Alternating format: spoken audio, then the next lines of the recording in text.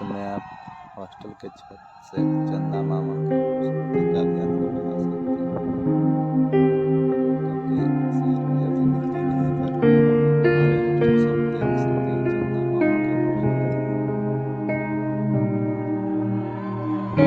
ये हॉस्टल के छत से जो नज़ारा दिखता है बहुत खूबसूरत है।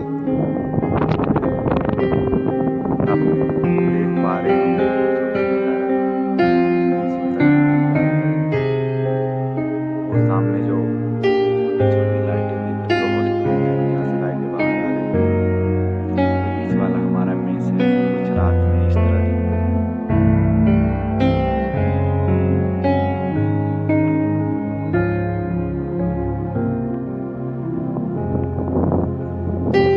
जोर से जो गाड़ियाँ